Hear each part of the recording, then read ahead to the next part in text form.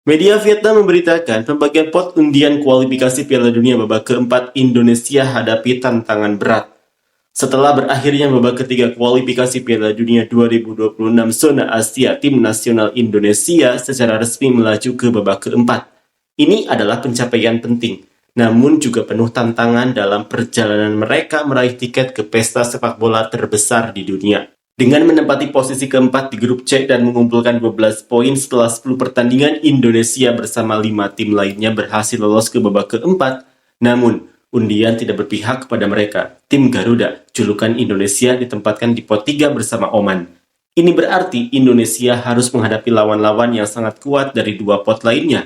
Pot 1 yang berisi Arab Saudi dan Qatar, serta pot 2 yang diisi Irak dan Uni Emirat Arab. Pengundian grup akan diselenggarakan pada 17 Juli 2025 di Osaka, Jepang. 6 tim akan dibagi menjadi 2 grup, masing-masing terdiri dari 3 tim. Setiap tim akan bermain dalam format round robin, 1 putaran. Jadi, setiap tim hanya akan memainkan 2 pertandingan. 2 tim teratas dari masing-masing grup akan lolos langsung ke Piala Dunia 2026, sementara 2 tim yang menempati posisi kedua harus melakoni pertandingan play-off zona Asia. Pemenang dari play-off ini akan melaju ke babak play-off antar konfederasi di mana mereka akan terus berjuang melawan tim-tim dari benua lain untuk memperebutkan 1 dari 2 slot terakhir menuju Piala Dunia. Selain itu, kemampuan bertanding di luar kandang juga menjadi kekhawatiran bagi pelatih Patrick Kluivert dan anak asuhnya. Meskipun Indonesia menunjukkan performa yang sangat baik di kandang pada babak ketiga kualifikasi, performa tandang mereka cukup lemah. Contoh paling nyata adalah kekalahan telak 6-0 dari Jepang pada pertandingan terakhir. Jika grup-grup di babak ini diselenggarakan di Timur Tengah, wilayah yang kemungkinan besar akan dipilih oleh AFC, Indonesia akan kehilangan keuntungan bermain di kandang. Sebaliknya, lawan-lawan seperti Qatar, Arab Saudi, atau Irak justru akan sangat diuntungkan. Untuk terus memupuk harapan meraih tiket ke Piala Dunia, Indonesia harus mampu mengalahkan setidaknya 1 dari 2 tim kuat di grup. Jika tidak bisa menjadi juara grup, peluang masih terbuka dengan finish di posisi kedua untuk melaju ke babak play-off. Namun, mulai dari babak ini dan seterusnya, kesalahan hampir tidak boleh terjadi. Meskipun jalan di depan masih penuh dengan tantangan, namun jika Indonesia mampu mempertahankan performa, memperbaiki kelemahan, dan memanfaatkan setiap peluang, mereka sangat mungkin menciptakan keajaiban, yaitu berpartisipasi untuk pertama kali dalam sejarah di ajang Piala Dunia. Seperti inilah komentar fans Vietnam. Saya rasa banyak orang yang ingin Indonesia kalah telak. Saya sendiri pun selalu ingin Indonesia gagal dalam pertandingan-pertandingan terakhir. Mungkin ini berasal dari rasa iri. Namun, setelah saya pikirkan dengan tenang, saya merasa bahwa jika mereka bisa lolos ke Piala Dunia, itu juga hal yang baik. Sebab, hal itu akan menjadi dasar bagi negara-negara lain seperti Vietnam, Malaysia, Thailand untuk memiliki pandangan bahwa mereka juga bisa melakukannya, dan dari sana mereka akan mencari cara untuk mewujudkannya. Sejujurnya, selama ini tujuan sepak bola Vietnam selalu diungkapkan akan menjadi ini dan itu, tapi semua orang mengerti bahwa itu hanya pernyataan formalitas atau untuk membuat senang para pejabat yang sedang menjabat.